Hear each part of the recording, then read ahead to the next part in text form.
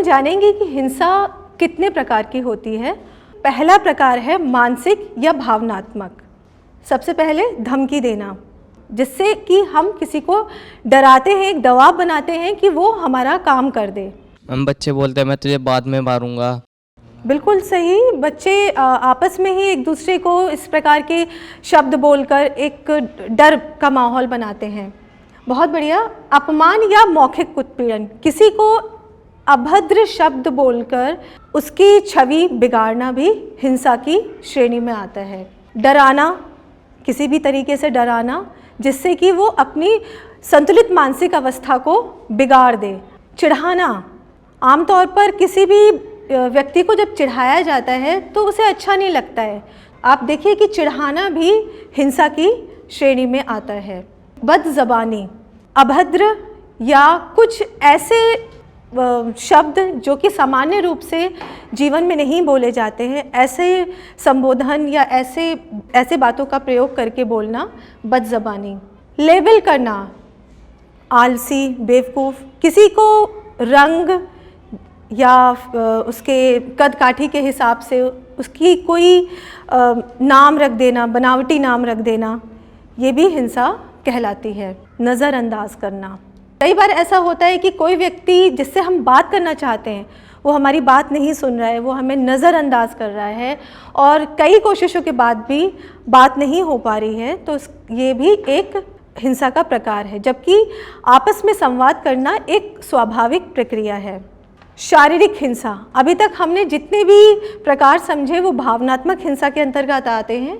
शारीरिक हिंसा में सबसे पहले मारना, थप्पड़, मुक्का या ज़ोर से हिलाना, किसी भी तरह का प्रहार जब किसी व्यक्ति के शरीर के ऊपर किया जाता है जिससे उसको शरीर पर चोट लगती है, उसे कष्ट होता है, तो वो शारीरिक हिंसा कहलाएगी।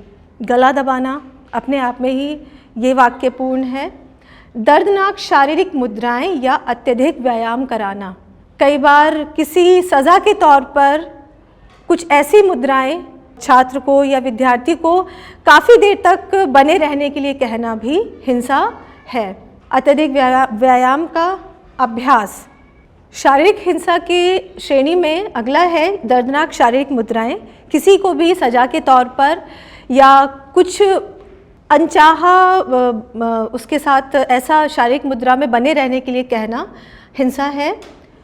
शौचालय के उपयोग को रोकना, कोई बच्चा है या कई बार होता है कि बड़े बच्चे हैं वो छोटे बच्चों को या कई बार अपने दोस्तों को भी एक अनुचित दबाव बनाते हुए उन्हें शौचालय के उपयोग को रोक रहे हैं, तो ये भी हिंसा का एक प्रकार है।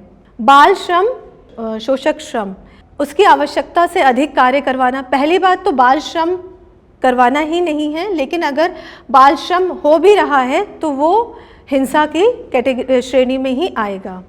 यौन हिंसा, भावनात्मक हिंसा, शारीरिक हिंसा और तीसरा एक प्रकार है यौन हिंसा।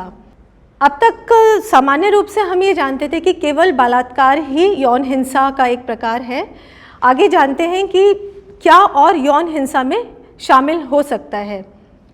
बलात्कार है छूना, टटोलना, किसी के शरीर पर उसकी अनुमति के बगैर उसे छूना या उसके ऊपर कोई अपने दबाव बनाना।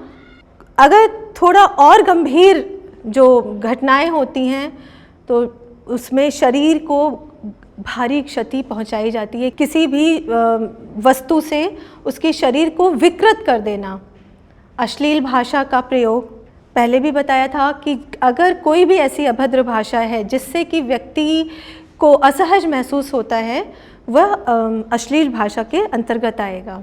अभद्र स्पर्श या एक्सपोजर, कोई व्यक्ति किसी दूसरे को उसकी इच्छा के विरुद्ध छूता है या फिर उसे ऐसा काम करने के लिए उकसाता है जो कि ठीक नहीं है, अभद्र स्पर्श या एक्सपोजर कहलाएगा।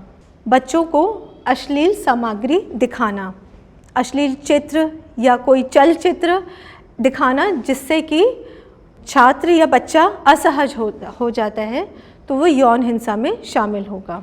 इन तीनों ही श्रेणियों में, इन तीनों ही प्रकारों के अंतर्गत जितनी भी हिंसा है, इसका सामना बच्चे करते हैं और ये हिंसा उनके साथ कहीं पर भी हो सकती है, चाहे वो कोई समुदाय है, सार्वजनिक स्थान है, स्कूल है या घर भी। घर में भी कुछ परिस्थितियां ऐसी हो जाती हैं जहां पर आपको असुरक्षित लगेगा, बच्चे को असहज लगेगा, घर भी वो माहौल हो सकता है।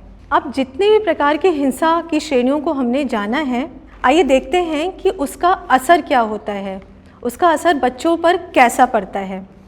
तो कुछ और भी ऐसे असर हैं, प्रभाव हैं जो बच्चा अपने ज़िंदगी में, अपने जीवन में महसूस करता है।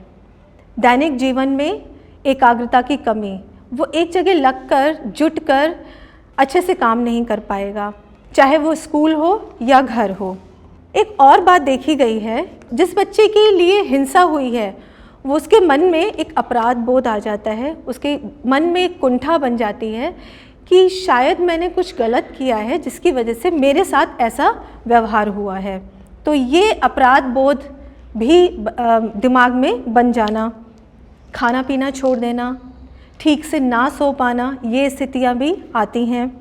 लंबे समय तक स्कूल ना जाना, जब वो सहज नहीं है, आरामदायक स्थिति में नहीं है, अपने आप को असुरक्षित महसूस कर रहा है, तो वो स्कूल नहीं जाएगा। कई बार भ्रमित अवस्थाएं, मानसिक अवस्थाएं, कुछ भावनात्मक स्तर पर उलझी हुई मानसिकता में बच्चा आ जाता है, ख़ासतौर पे जब अगर उसे उस व्यक्ति द्वारा चोट पहुंची है जिस पर वो विश्वास करता है, तो वो निर्णय लेने की स्थिति में नहीं होता और एक उलझन भरी मानसिकता में ही उसकी स्थिति बनी रहती है। वयस्कों के बीच में अपने आप को असुरक्षित महसूस करता है, बड़ों के साथ वो नहीं बैठेगा, उसको लगेगा कि शायद मेरे साथ ये फिर से कुछ ना हो जाए, तो वो यहाँ पर बड़ों के साथ बैठने में आराम की स्थिति महसूस नहीं करेगा।